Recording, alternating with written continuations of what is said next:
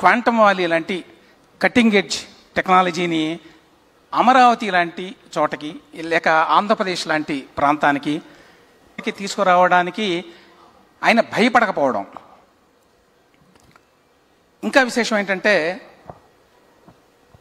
సమస్యలన్నీ భూతాల్లాగా చుట్టుమిట్టు ఉన్నా కూడా చూసి భయపడకపోవడం, కష్టాల సుడిగుండంలో ఉన్నా కూడా తీరం వైపే దృష్టిని పెట్టడం.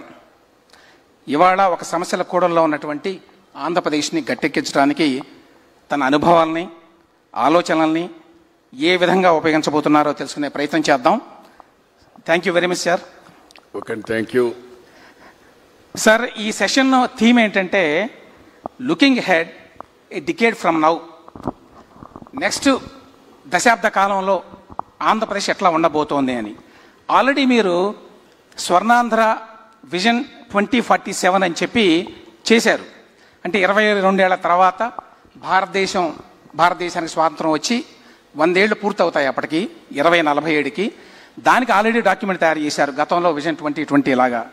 అయితే ఇప్పుడు అది చాలా దీర్ఘకాలికం కాబట్టి 10 ఏళ్లలో ఆంధ్రప్రదేశ్ ఎట్లా ఉండబోతోంది, ఆంధ్రప్రదేశ్ రూపురేఖలు ఎట్లా ఉండబోతున్నాయి, ఆర్థిక సామాజిక ముఖచిత్రం ఎట్లా ఉండబోతోంది,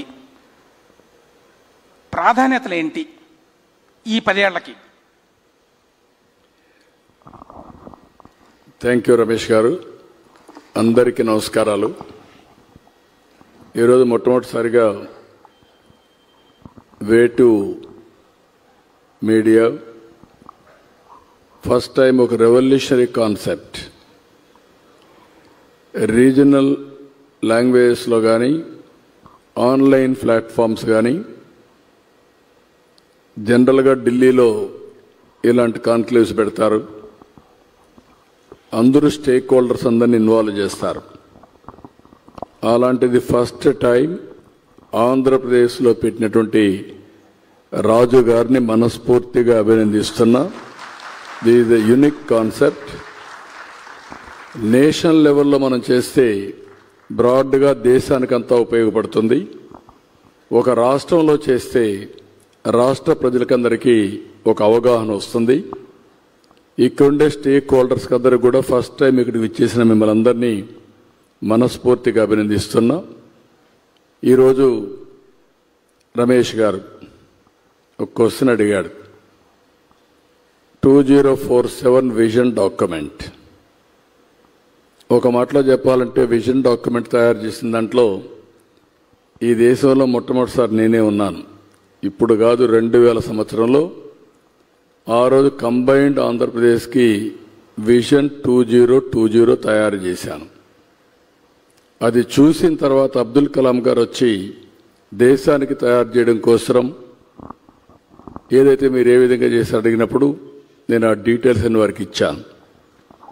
అలాంటిది ఆ రోజు విజన్ 2020 మీరు చూస్తే ఈరోజు హైదరాబాద్కి ఎగ్జాక్ట్గా ఆ రోజు ఏదైతే చెప్పామో అవన్నీ జరిగే పరిస్థితి వచ్చింది. ఎప్పుడు కూడా ఒక విజన్ చెప్పడమే కాదు, ఆ విజన్ని సాధ్యం చేసే విధంగా మనం ప్రయత్నాలు కానీ దానికి కావలసినటువంటి వర్క్ చేయాల్సిన అవసరం ఉంది. ఈరోజు ప్రధానమంత్రి గారు వికసిత్ భారత్ 2047కి తయారు చేశారు. మనం స్వర్ణాంధ్రప్రదేశ్ 2047కి తయారు చేశాం. 2047కి ఒక చరిత్ర ఉంది. ఎగ్జాక్ట్గా మనకు స్వాతంత్రం వచ్చి 100 సంవత్సరాలు అవుతుంది. 100 సంవత్సరాల్లో మనం ఎక్కడుంటామో ఆ ప్రయత్నం చేయడం కోసమే ఈ విజన్ డాక్యుమెంట్ తయారు చేశాం. కొన్ని రాష్ట్రాలు కూడా తయారు చేశారు. అయితే ఇక్కడ ఇప్పుడే రమేష్ గారు అన్నట్టు 2047 ఎగ్జాక్ట్గా 22 ఏళ్లే ఉంది. ఇదేదో 100 సంవత్సరాలు 200 సంవత్సరాల గురించి మాట్లాడడం లేదు. అందులో కూడా మళ్ళా వారు ఒక మాట అన్నారు, మీరు 22 ఏళ్ళు వదిలిపెట్టండి, 10 సంవత్సరాల్లో ఎక్కడుంటామని చెప్పమని చెప్పి వారు అడిగే పరిస్థితికి వచ్చారు. ఇక్కడ సమావేశాన్ని మిమ్మల్ని అందరినీ ఒకటే విజ్ఞప్తి చేస్తున్నాం. ఈరోజు మనం అందరం కూడా ఒక ఇన్స్పైరింగ్ టైంలో ఉన్నాం. 20 ఏళ్లకు ముందు ఆలోచిస్తే ఒక గందరగోళం, కన్ఫ్యూజన్, భారతీయులు మనం ప్రగతి సాధిస్తామని అనుమానం, ప్రపంచంలో గుర్తింపు లేని పరిస్థితి. నేను గర్వంగా చెప్తున్నా, సంస్కరణలు ప్రవేశపెట్టింది మన తెలుగు బిడ్డ పివి నరసింహరావు గారు ప్రవేశపెట్టారు. ఈ దేశానికి ఒక దశ దిశ నిర్దేశించారు. అక్కడి నుంచి భారతదేశ చరిత్ర అన్స్టాపబుల్గా మారింది. ఈరోజు 11 సంవత్సరాలు ప్రధానమంత్రి నరేంద్ర మోడీ గారు 11వ ఆర్థిక వ్యవస్థని 4వ ఆర్థిక వ్యవస్థగా తీసుకొచ్చాడు. 2028కి 3వ అతిపెద్ద ఆర్థిక వ్యవస్థగా తయారవుతుంది. అదే సమయంలో నాకు అనుమానం లేదు, ఎర్నెస్ట్ అండ్ యంగ్ వీళ్ళందరూ కూడా ప్రొజెక్ట్ చేశారు. వాళ్ళ ప్రొజెక్షన్ ప్రకారం 2038కి భారతదేశం 2వ అతిపెద్ద ఆర్థిక వ్యవస్థగా తయారవుతుంది. నా కోరిక 2047కి భారతదేశం నెంబర్ 1 ఎకానమీగా తయారు కావాలి. అందులో ఈ నెంబర్ 1 ఎకానమీగా తయారు చేయడంలో తెలుగు వారి పాత్ర ప్రముఖంగా ఉండాలని ఆకాంక్షిస్తున్నా. ఇది జరుగుతుంది, రాసి పెట్టుకోమని మిమ్మల్ని అందరినీ కోరుతున్నా. ఇప్పుడే మన మిత్రులు అడిగినట్టు ఇక్కడ ఒకసారి చూస్తే నేను చాలా స్పష్టంగా ఏదో 22 సంవత్సరాలు అప్పటికి ఏమవుతుంది అవన్నీ కాకుండా ఈరోజు మీరు చూసినప్పుడు ఇయర్ బై ఇయర్ తయారు చేశాం. Last year Andhra Pradesh growth rate ఇన్ని కష్టాలున్నా 12% గ్రో అయ్యాం. అయితే 12% కాదు, నేను అనుకోవడం 15% గ్రో కావాలనుకుంటున్నాం. అదే సమయంలో ఈ ఇయర్ ఫస్ట్ క్వార్టర్ 10.5% గ్రో అయ్యాం. ఏదైతే డబుల్ డిజిట్ గ్రోత్ సాధ్యమని చెప్పాం, ఎన్ని కష్టాల్లో సాధించాం. ఇది స్టెబిలైజ్ చేయగలిగితే ఇది రాబోయే రోజుల్లో పెద్ద కష్టం కాదని చెప్పి కూడా నేను మీకు తెలియజేస్తున్నా. ఈరోజు మీరు ఎప్పటికో చెప్తున్నారు ఇది 5 ఏళ్లలో ఏముంటుంది, 10 ఏళ్లలో ఏముంటుందని అడిగారు. ఈ 5 ఏళ్లలో మీరు చూస్తే 23, 24 14,22,094 కోట్ల రూపాయలు జీఎస్టీపీ. అది 24-25కి 15,93,062 కోట్లు అయ్యాం. ఇది 28-29 మళ్ళీ నేను ఎన్నికలకు పోయే లోపల 29,29,402 కోట్ల రూపాయలు, అంటే డబల్, రెండింతలు ఇది పెరిగే అవకాశం ఉంది. 4 ఏళ్లలోనే 5 ఏళ్లు మొత్తం కలిసి 5 ఇయర్స్ పీరియడ్ లో డబల్.